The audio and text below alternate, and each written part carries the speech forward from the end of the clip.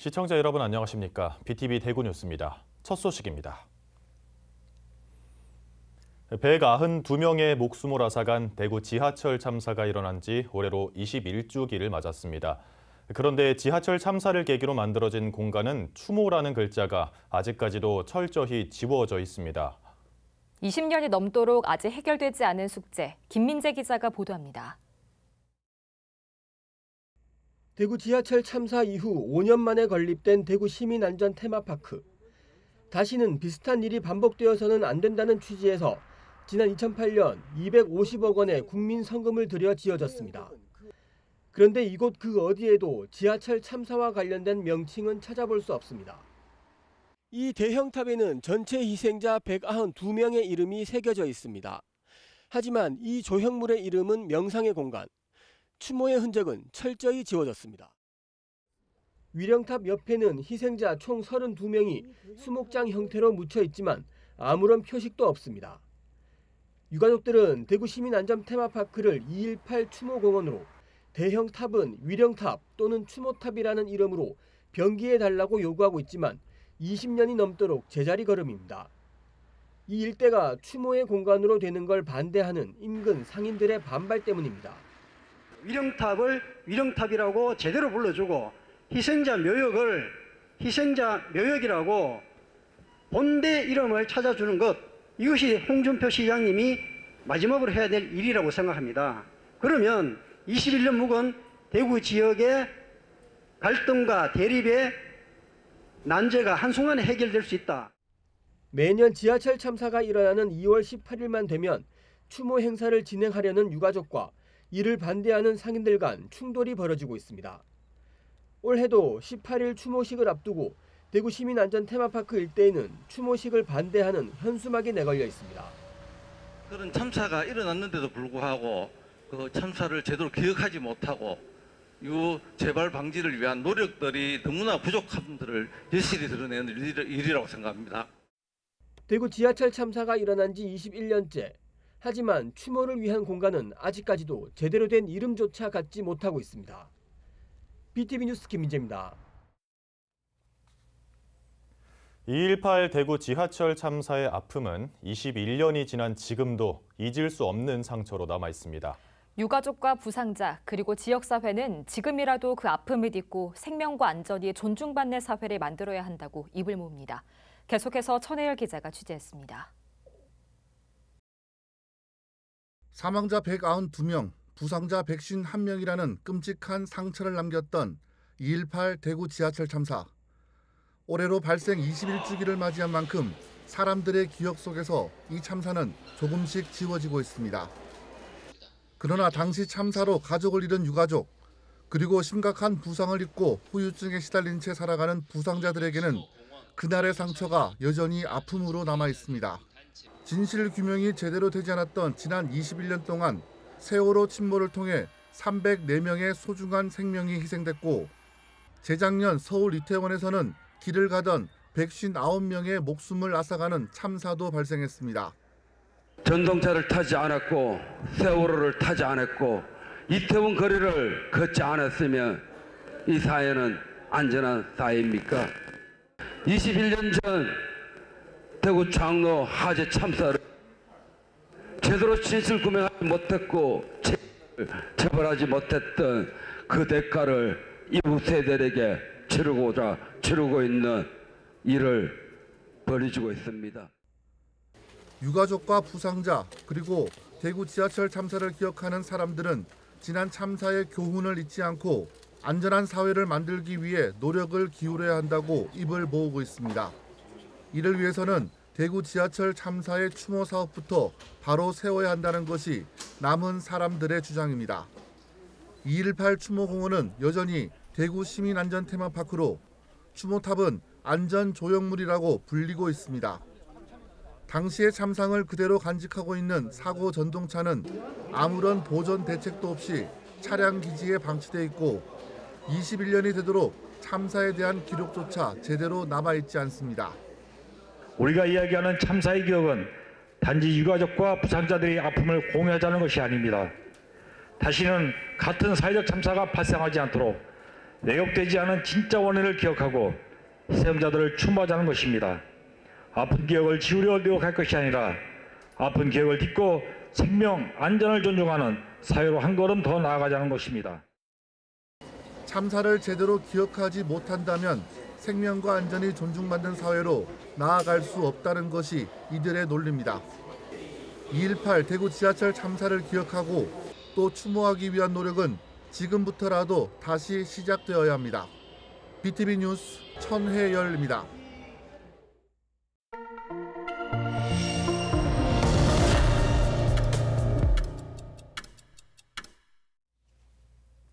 BTV 대구뉴스는 유권자의 알 권리를 보장하고 깜깜이 선거를 방지하기 위해 제21회 국회의원 총선에 출마한 예비후보자를 소개하는 나는 예비후보다 코너를 마련했습니다. 이번 시간에는 중구남구 선거구에 출마한 허소 더불어민주당 예비후보의 출마의 변과 주요 정책, 그리고 공약을 소개합니다. 안녕하십니까. 더불어민주당 대구광역시당 중구남구 총선 예비후보 허소입니다.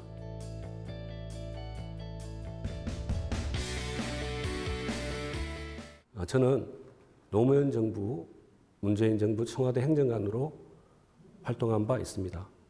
그리고 국회 원내대표실에서도 일하면서 당과 정과 청에서 두루 풍부한 정치 경험과 정책 경험을 한 바 있습니다. 저는 대구 초등학교를 졸업한 중구 토박이입니다. 그리고 대학은 고려대 법학과를 졸업하였고 이후에 민주주의를 위한 정치 활동을 지속적으로 해오고 있습니다. 저는 이번 총선에서 윤석열 정부의 지난 2년의 국정에 대해서 단호하게 심판해야 된다고 생각하고 있습니다. 민주주의 하에서 총선이라는 공간은 정부에 대한 여당에 대한 지난 국정에 대한 평가를 단호하게 이뤄내는 국민의 정치적 의사표출의 장입니다. 저는 제1야당의 후보로서 윤석열 정부의 지난 2년의 국정에 대해서 단호하게 대구 시민들의 의사를 담아서 심판하고 싶습니다. 앞으로 윤석열 정부의 국정 방향은 바꿔줘야 합니다. 더욱더 국민을 존중하고 더욱더 국민에 대한 신뢰를 받아야 되고 그리고 검사 중심의 정치에서 벗어나야 된다고 생각합니다. 저는 국회의원이 된다면 가장 중산층과 서민의 경제적 고통에 가장 민감한 국회의원이 되겠습니다. 한국 경제는 중산층과 서민의 몫이 더욱 커져야 한다고 생각합니다. 그 길이 한국 경제가 더욱 건실하고 더 크게 성장할 수 있는 길이라고 확신합니다. 중산층과 서민의 경제를 더욱 활성화시켜내고 민생을 더욱 풍부하게 만드는 그런 국회의원으로서 의정활동을 가장 최우선하겠다는 약속을 시민들께 드립니다. 저는 더불어민주당의 약세 지역인 대구에서 대구 중구남구 시민들께 낡은 것과의 단호한 결벌을 열렬하게 적극적으로 호소드립니다. 이제 새로운 기회, 새로운 선택을 가져주십시오. 그 길이 대한민국과 대구시를 또 그리고 우리 시민들의 행복과 미래를 위해서 반드시 필요하다고 생각합니다. 새로운 선택, 낡은 것과의 과감한 결별, 그를 통해서 중산층과 서민이 행복한 중산층과 서민이 대한민국의 주인 되는 그런 정치의 세계로 함께 나갑시다. 감사합니다.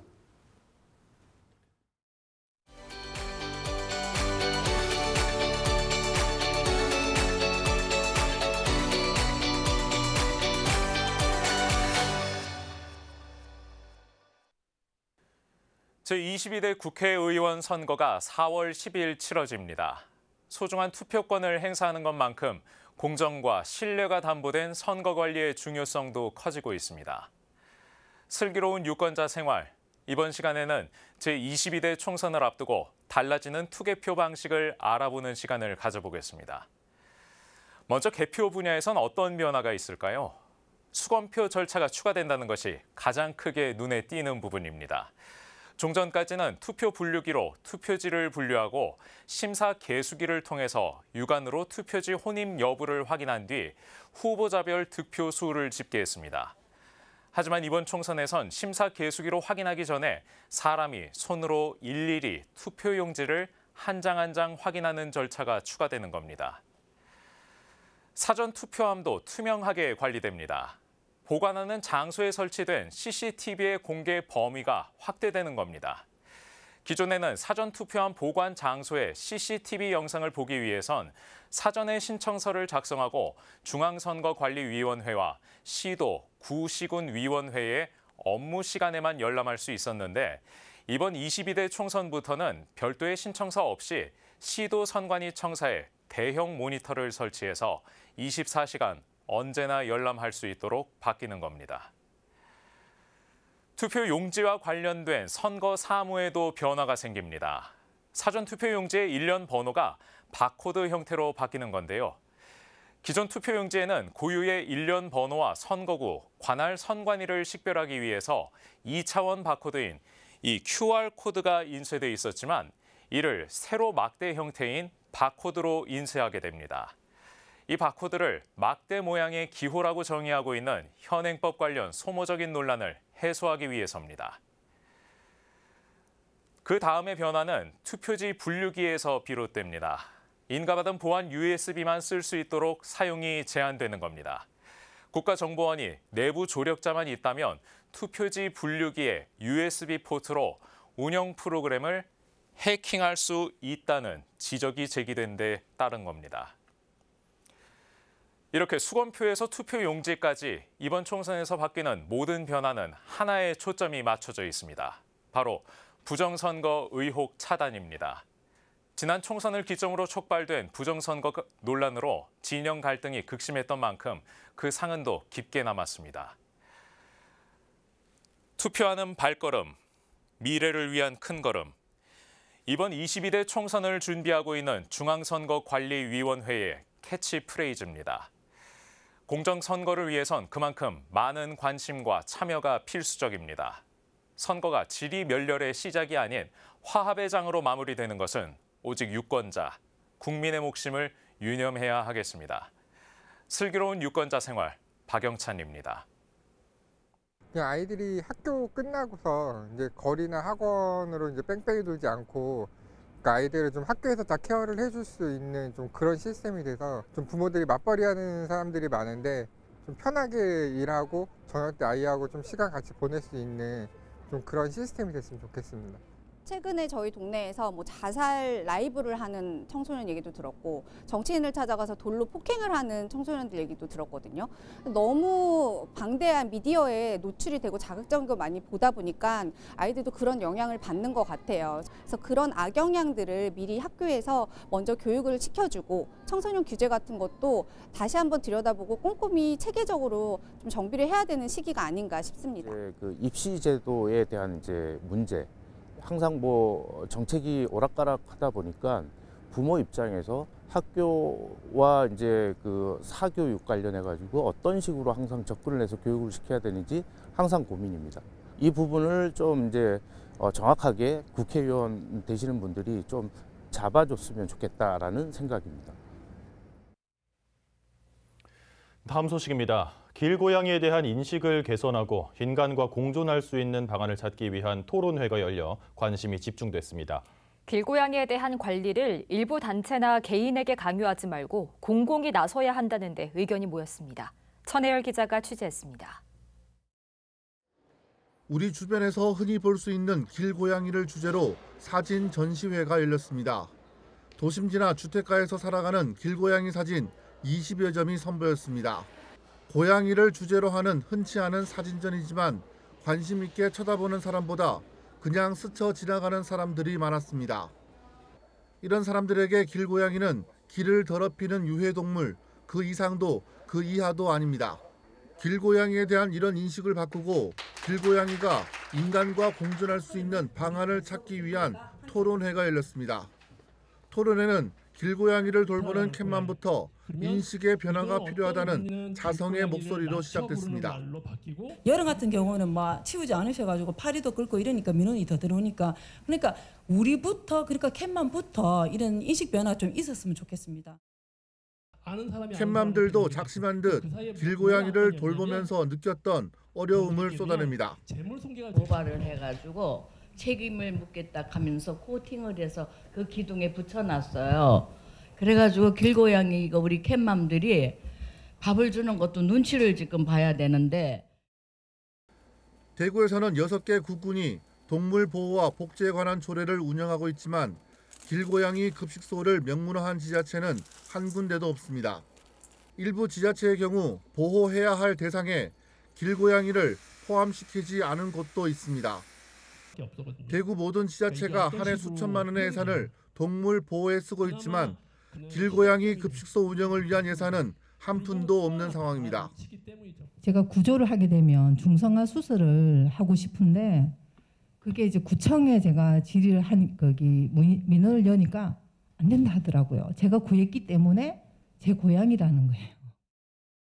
토론회에 참석한 사람들은 길고양이를 보호하기 위해 이제는 공공이 나서야 한다는데 의견을 모았습니다.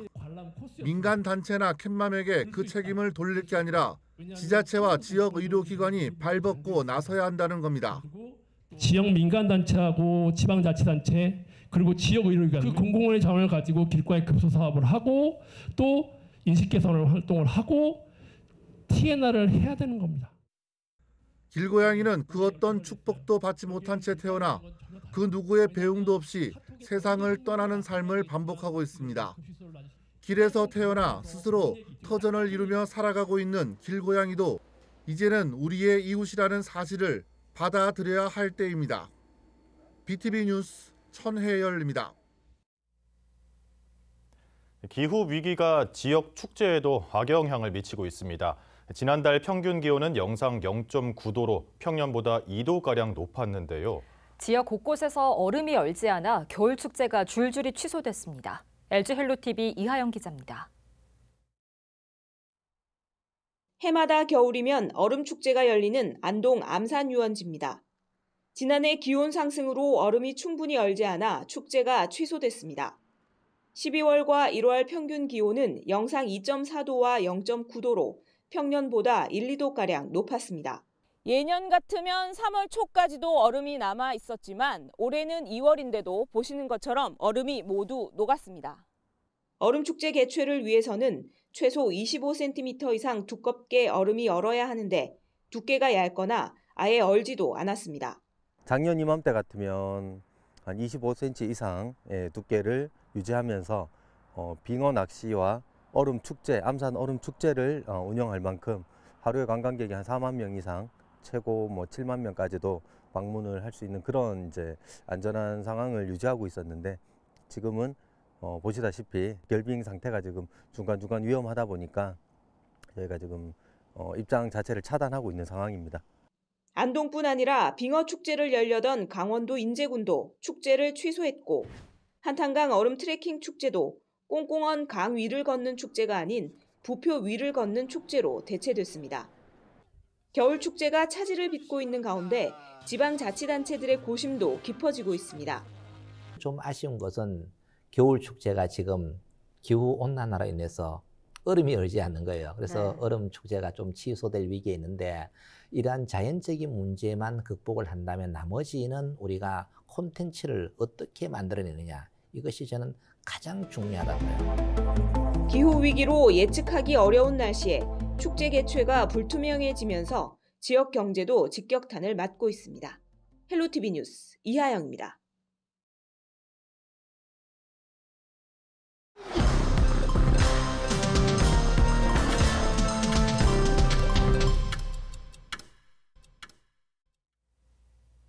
늘봄 학교의 본격적인 운영을 앞두고 각 학교별로 필요한 인력이 모두 배치됩니다. 대구시 교육청은 지난 8일 올해 1학기 늘봄 학교에서 돌봄 업무를 담당할 기간제 교사 70명을 채용했습니다. 앞서 지난달에는 각 교육지원청 늘봄 지원센터로 행정 인력을 추가로 파견했습니다. 기간제 교사와 행정 인력에 대해서는 늘봄 학교 업무 역량을 높이기 위해 연수도 진행했습니다. 내년에 대구 지역 아파트 입주 물량이 올해보다 40% 넘게 줄어들 거라는 전망이 나왔습니다. 한국부동산원이 부동산 R114와 함께 조사해 발표한 자료를 보면 내년 대구 지역 아파트 입주 물량은 총 13,120세대입니다. 이는 올해 23,000여 세대에 비해 44%나 줄어든 수치입니다. 입주 예정 물량이 줄어든 건 부동산 경기 침체에다 대구의 경우 미분양 물량이 10,000세대 넘게 쌓이면서 건설 회사들이 신규 공급에 나서지 못하기 때문으로 분석됩니다. 대구 도시철도 4호선인 X코선 건설 사업 기본 계획이 국토교통부 대도시권 광역교통위원회로부터 최종 승인을 받았습니다. 총 사업비 7,756억 원을 투입하는 도시철도 4호선은 수성구민운동장역에서 경북대, 엑스코를 거쳐 이시아폴리스까지 총 연장 12.6km로 연결됩니다. 차량 시스템은 모노레일에서 철제 차륜 AGT 방식으로 변경됐고 정거장은 주민 의견을 반영해 공고 내거리역과 경대교역 두 곳이 추가된 12곳이 건설됩니다.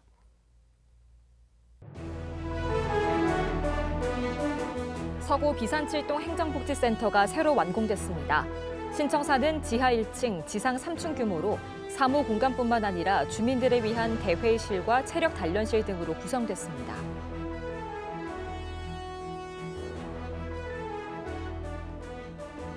중구청이 음식물 쓰레기 감량기를 설치하는 가정과 사업장을 대상으로 구매 비용의 50%를 지원합니다. 신청을 원하는 주민은 이달의 경우 각동 행정복지센터로, 다음 달부터는 중구청 환경과로 접수하면 됩니다.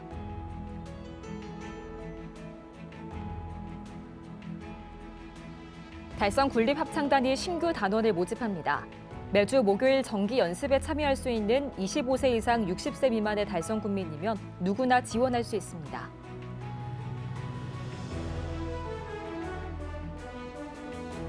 대구시 교육청이 중학교 70개교, 일반계고 75개교를 대상으로 신입생 학교 적응 프로그램인 비포스쿨을 운영합니다. 선배와 함께하는 학교 투어, 학교 생활과 자기주도 학습 등이 진행됩니다.